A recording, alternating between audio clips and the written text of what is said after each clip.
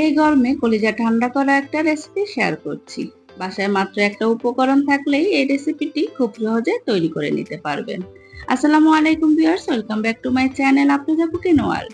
আজকের রেসিপি ডাবের পুডিং। প্রথমে ডাব থেকে পানিটা এইভাবে বের করে নেব। পানিটা বের করা হয়ে গেলে একটা পাতলা কাপড় দিয়ে ছেঁকে নেব।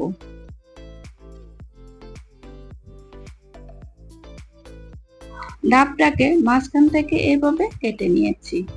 বাসায় যদি নারকেল কাটা না থাকে তাহলে কাঁটা চামচ দিয়ে প্রথমে ডাবটাকে এইভাবে কেটে নিতে হবে।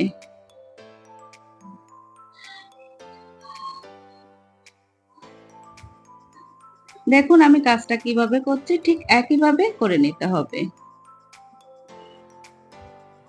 এইভাবে করে নিলে ডাবের শাঁসটা একদমই চিকন চিকন হয়ে যাবে। আর চেষ্টা করবেন হালকা শাঁসওয়ালা ডাবটা নেওয়ার জন্য। চিকন চিকন করে কেটে নেওয়া হয়ে গেছে, এখন একটা চামচের সাহায্যে কুড়িয়ে নেব।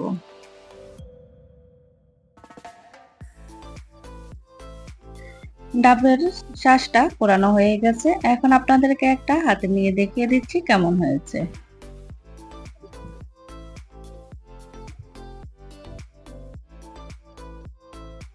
পুডিংটা সেট করার জন্য এখন একটা মোল্ড নিয়ে নেব। মোল্ডের মধ্যে ডাবের শাঁসগুলোকে সাজিয়ে নেব।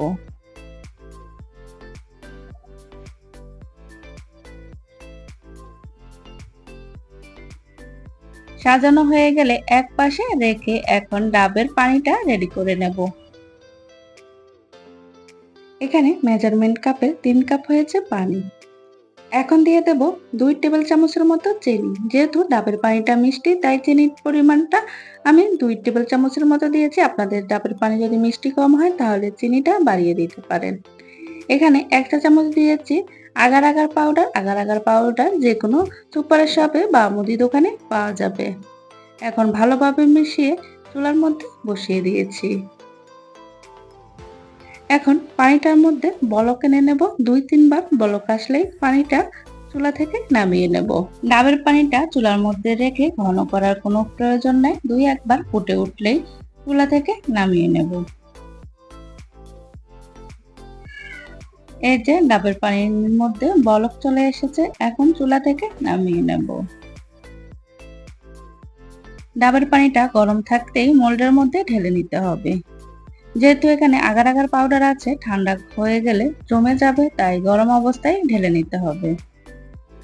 এখন 2 ঘন্টার জন্য এমনিতেই রেখে দেব, কোনো ফ্রিজে রাখার প্রয়োজন নাই। দেখুন পুডিংটা ঠান্ডা হয়েছে আর কতটা সুন্দরভাবে জমে গেছে। এখন মোল্ড থেকে আলাদা করে নেব। প্রথমে ছুরির সাহায্যে পুডিংটাকে মোল্ড থেকে আলাদা করে নেব, তারপর মোল্ড আউট করে নেব।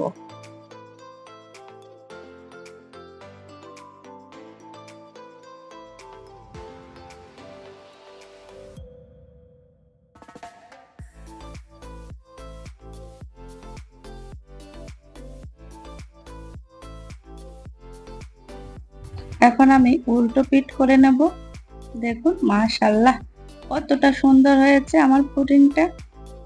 এখন কেটে দেখাচ্ছি ভিতরটা ঠিক কেমন হয়েছে। পুডিংটা দেখতে যতটা সুন্দর হয়েছে খেতেও ঠিক ততটাই মজার হয়েছে। আশা করছি আমার এই ভিডিওটি আপনাদের ভালো লেগেছে। ভালো লাগলে প্লিজ আমার চ্যানেলটিকে সাবস্ক্রাইব করবেন আর একটা লাইক দিয়ে দেবেন। আপনাদের লাইক এবং কমেন্টস আমাকে নতুন নতুন ভিডিও দিতে উৎসাহ দেয়। ভালো থাকবেন সবাই। আল্লাহ হাফেজ।